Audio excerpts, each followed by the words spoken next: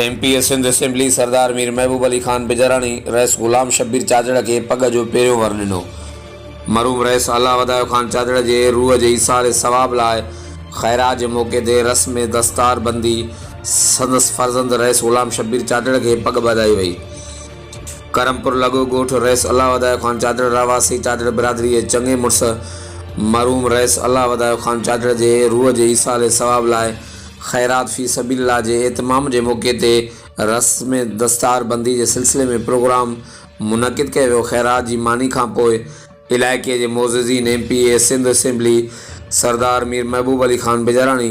Mir शाज़ेन Khan Bijrani, Karampur town chairman Mir Shiraz Ali Khan Bijrani, इनायत हुसैन खान बिजरानी, असगर अली खान चाचड़, मुक़दम अहमद खान बिजरानी, वकील मोहम्मद मुराद Khan चाचड़, मुक़दम Ali Mohammad Bijrani, rice Ali बख्श मीरानी, वकील रज़ा मुराद चाचड़, उस्ताद मोहम्मद मारूफ Bijrani, rice गुल हसन मंगी, उस्ताद मोहम्मद काबिल बप्पड़, सनाउल्लाह बिजरानी, फौज अली डाणी, रईस सवायो खान चाचड़, उस्ताद नियालदीन मलिक, अनवर चाचड़, रईस सूमर बप्पड़, मुंशी जमालदीन चाचड़, उस्ताद मोहम्मद हसन बिजरानी, सिकंदर अली चाचड़, वहीद खान चाचड़,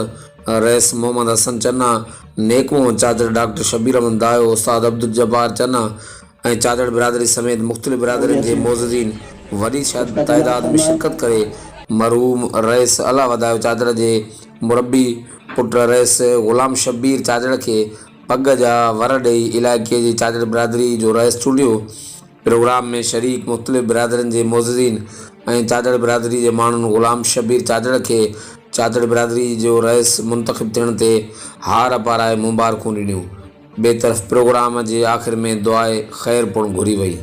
हर वक्त आगारण लाइ ॾिसंदा रहो JTN वेब न्यूज़ करमपुर।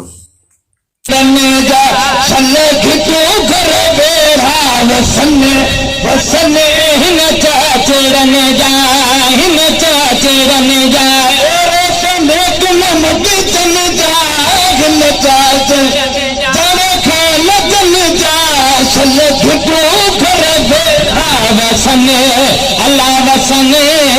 न चाचरन मुकर्रर थियल अजो चालीहे जमारा मुकर्रर थियल अजो चालीहे जमारा रस अल्लाह वधारो थियो बग खधारा रस अल्लाह वधारो थियो बग खधारा सल घिटू घर भेड़ा